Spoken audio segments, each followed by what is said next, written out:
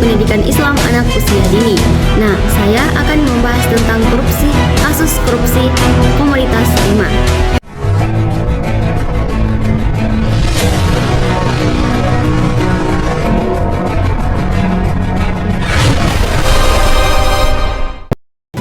Baru-baru ini, pemberitaan dihebohkan dengan penetapan tersangka kasus korupsi terhadap suami Sandra Dewi, yaitu Harvey Muiz, oleh Kejaksaan Agung mengenai dugaan adanya mengakomodir kegiatan pertambangan liar yang berada di wilayah izin usaha pertambangan PT Timah IPK.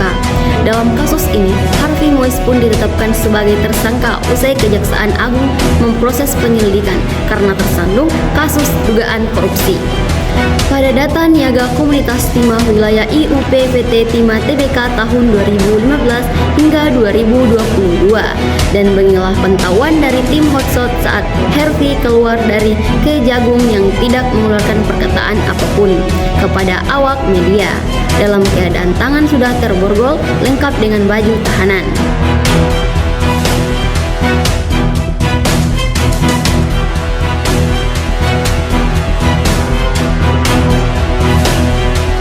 Lantas benarkah sejak berita tersebar diketahui oleh lewat media sosial, Sandra Dewi, kesehatan ibu dua anak itu sedang dalam kondisi yang tidak sehat?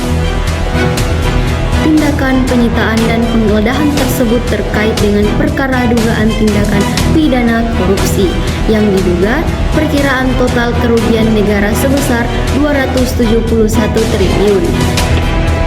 Kasus mega korupsi tersebut bertajuk dugaan korupsi dalam tata niaga komunitas timah di wilayah izin usaha pertambangan IUP di PT Timah Tbk tahun 2015 hingga tahun 2022, ujar Ketut kala itu.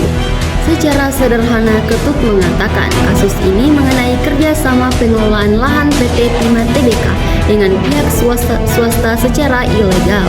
Hasil pengelolaan itu dijual kembali kepada PT Timah Tbk sehingga berpotensi menimbulkan kerugian negara.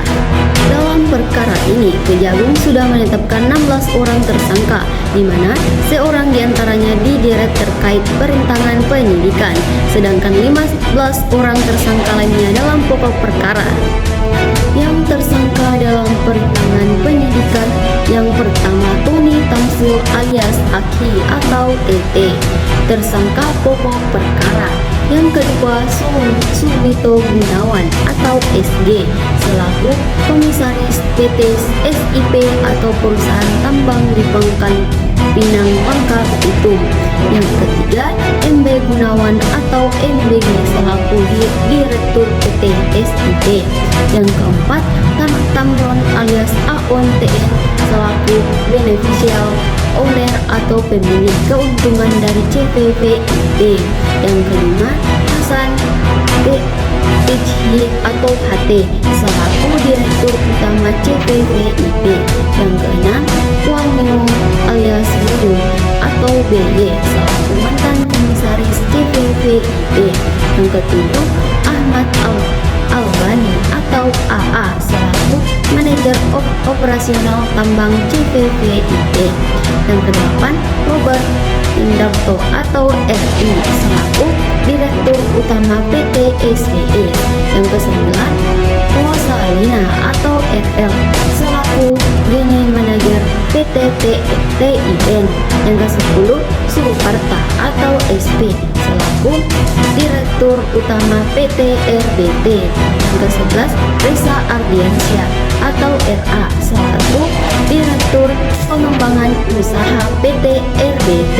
Yang ke-12 Mokhtar Riza Pahlevi atau MRPT selaku direktur utama PT Timah 2016 sampai 2011. Yang ke-13 Emil Erbidra atau EU selaku direktur keuntungan PT Timah 2017 hingga 2018. Yang ke-14 Alwin Akbar atau ALW selaku mantan direktur operasional mantan direktur pengembangan usaha PT Timah.